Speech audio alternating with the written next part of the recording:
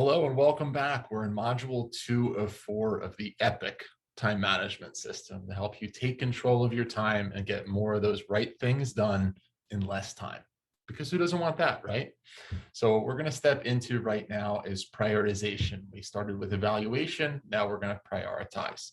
So let's jump right into it. So this is module 2 of 4, prioritization, and we're going to bring in my amazing guest here, Mr. Gandalf the Grey from Lord of the Rings. So if anybody has seen these movies, he's a very wise wizard. And at one point in the series, he says, all we have to decide is what to do with the time that is given to us. And this really had a profound impact on my life when I realized that time is the only finite resource. Everything else is a variable. Our energy is a variable. Our motivation is a variable. Or the money that we have, the job that we have, the people that we're with, all those things are variables. Time is the only finite resource. Time is the only constant, which just lights me up, and I get to share all the different things about this. So I'm excited to help you prioritize a little bit easier. So this is the EPIC time management system. We're in step 2 right now. So we have already evaluated. If you haven't, there's a link to the video below. You evaluate where you started with, how are you spending your time. Prioritization, we're going to jump into right now. We're also going to, in the next video, talk about intentionality and focus, and then consistency and momentum, because you want to use this moving forward. So one thing that I speak about in the corporate world when I come in as a guest speaker is how important it is, how important our language is. So for its first more than 500 years of use, priority was a singular word. Somewhere in the early 1900s, as we researched the literature, priorities started showing up. I don't know about you, but I don't know anybody with a DeLorean that can go back in time and Back to the Future and have more than one first thing. It just doesn't work. Unless you're Dr. Strange and you have the time stone, you can't have more than one first thing. So it's important to acknowledge that we have this societal norm, and our language says, these are the 6 priorities for the meeting that we have today. But if everything is important, nothing is important. There has to be one thing that is the priority. So we're going to talk all about this as we get a little bit deeper into it. But one thing I want to give you permission for yourself is it's okay if you've made this mistake in the past. You probably just didn't know that. A lot of people glorify trying to jam everything into one day. And, those are the same people that get burned out. So, you want to stay in one gear at a time. If you ever remember driving a stick shift car, you're using all 4 limbs. And when that car is in first gear, it's moving forward. From the shift between first and second, yes, you need to get into second gear to increase your speed. But that time in between, when your foot is off the gas and everything is disengaged, you're losing speed, you're losing momentum, even for a little while. But every time we shift between gears, we lose a little bit. So think about throughout your day, or if you're constantly shifting gears and you're busy and not productive, that's probably why you're watching these videos. And it's okay if you've done that in the past. We're just going to work a little bit smarter moving forward. So what we really want to talk about is focus. There's lots of different things you can do. We are truly in the age of choice, and you can have pretty much anything you could imagine show up on your doorstep within 2 days. That is a very new thing for human beings. You've been going to the grocery store and getting bananas at any point in the year. That's a pretty new thing within the last 100 years. So we have these massive amounts of choices. So that can make it challenging for a lot of people to focus. So I'm going to give you some tools to help you with that. And I want to start with 1% for number 1. So in the introductory video, I did the exercise with the $24 bills. You may have seen that. If not, I'll post the link for that introductory video there. But think of your time as money. So every day you have $24, but you have to take eight of those away for sleep, 8 of those away for work, either for yourself or for someone else. And then you have to figure out how you're using those other $8. You have one of those dollars is spent on invested in your morning routine and your evening routine, or getting the day started and ending the day. For most people here in the US, there's another hour, another dollar there for their commute. So before you know it, you're down to just a few dollars. You have to be intentional and effectively prioritize how you're spending that time. So what I want you to do is start with 1% for number one. So if you aren't already doing this, I want you to gift yourself 15 minutes a day. So 15 minutes is 1% of 24 hours. Well, it's between 14 and 15 minutes if you do the math, but you're worth it. We're going to round up to 15 minutes. So what I want you to do is do something for yourself for 15 minutes, something that makes you happy. This is not an opportunity to catch up on the vacuuming, go through those emails. This is a time to go for a walk, or do some exercise, or play with the dog, or play with your kids, or do nothing. You want to go sit in the hammock for 15 minutes. With everything that happened through the pandemic, lots of people just went to sit in their cars to get a little bit of a freaking break, right? So 1% for number one. I want you to take 15 minutes and do something for you. I talk a lot in the workshops that I facilitate about the word selfish. And what I want you to do is start to redefine that for yourself, because you have to put yourself first. You are number one. If your needs and wants are not met, you are not going to be able to meet the needs and wants of others. So not taking care of yourself is actually selfish. How's that for a reframe? You have to meet your needs. You have to meet some of your wants. So that way everybody gets the best version of you. When I started implementing this in my life, my wife got a better husband, my son got a better father, my clients got a better consultant, and everything got better. It was massive leverage. The other 23 hours and 45 minutes were better because of this simple 15-minute activity. And you're going to have to decide. You're going to have to make some decisions here as we prioritize. And if we break down the word decide, it means to cut off. And like I talked about with the choices, saying yes to the right things and the great things, it does mean saying no to a lot of other things. And that's okay. It can feel a little bit uncomfortable, but you have 16 hours every day and you have to be in control of how that time is spent.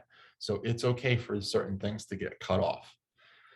And one of the things that I also speak about is multitasking. So raise your hand if you are a multitasker. I think pretty much all of us are. But there's a distinction that I want to just bring up for you to help with your mindset. So multitasking is fine. I can walk the dog and chew gum at the same time. But what I cannot do is multifocus. And a lot of people start to intertwine those two as if they're the same thing. Tasks are one thing, your focus is very different. So a lot of people try to multi-focus. So this cartoon version of Ryan is going to school to be a plumber, and he's also going to school for Shakespearean appreciation.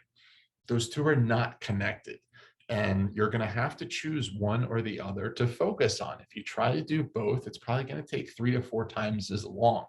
How many of you have done a project where you try to do 3 or 4 different things at the same time, focus on all these different areas, and you make no progress and you're busy and not productive?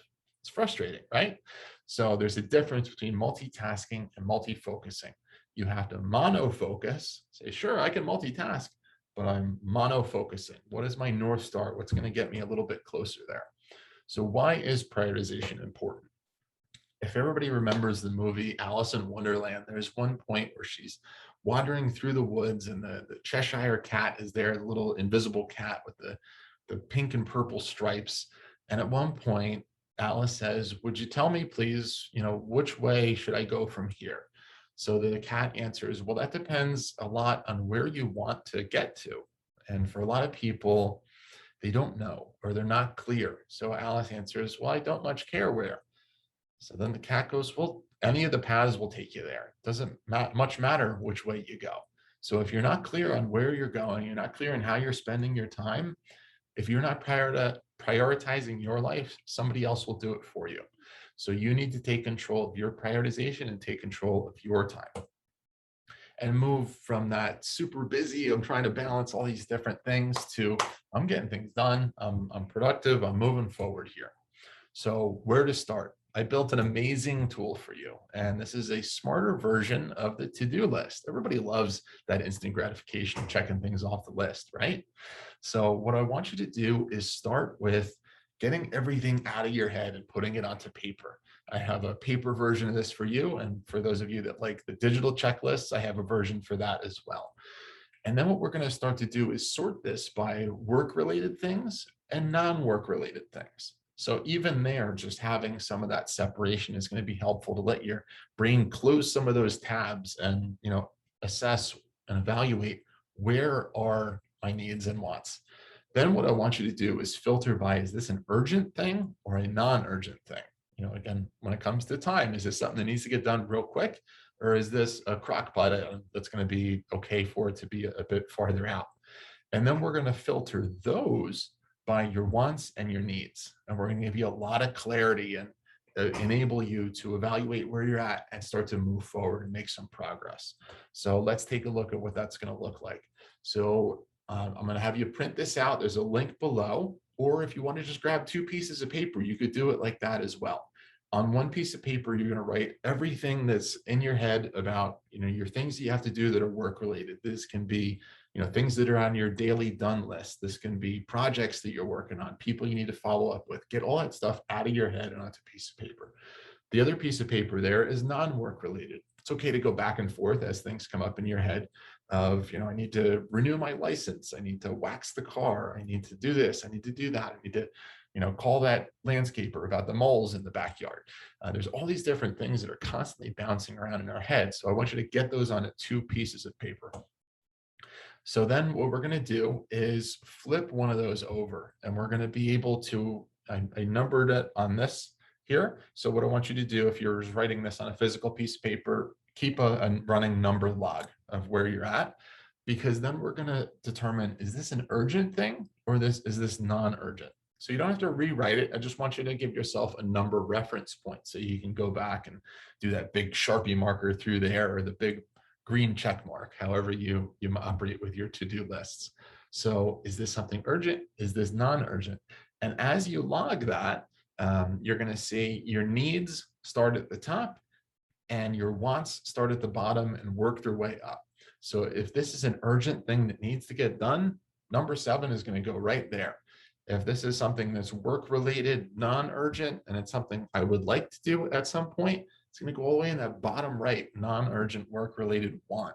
So when we start to look at some of these filters for the things we need to do and want to do, it's going to enable us to, again, close some of those brain tabs and get more of the right things done in less time. Because if we try to do all the things, then again, my Lord of the Rings fans here that are watching this, at one point, Bilbo Baggins says, "I feel like butter scraped over too much bread." What a description that is. Not a fun feeling. So I built this tool for you to use that. So to recap this section, we talked about priority, using that as a singular word, and share that with your friends as well. As they say, these are 6 priorities. It's which one is most important, which one is the first thing, what is prior, what is the first thing, and then everything else should support that. 1% for number 1. This is the 15 minutes I want you to reserve for yourself. Protect that time for yourself, so that way everybody else gets the best version of you. And then work through your smarter to-do list. This is going to help you take control of your time, prioritize, and then we're going to move into implementation and intentionality next. So we're going to get there and help you move from busy to productive. So again, we're starting with evaluation. Now we've done our prioritization. You're going to go do your worksheet right now. I will see you in intentionality, and then I'm going to teach you all about consistency and momentum. So that way this can keep rolling. This is not just a Band-Aid. This is a better way for you to live and work. We'll see you soon.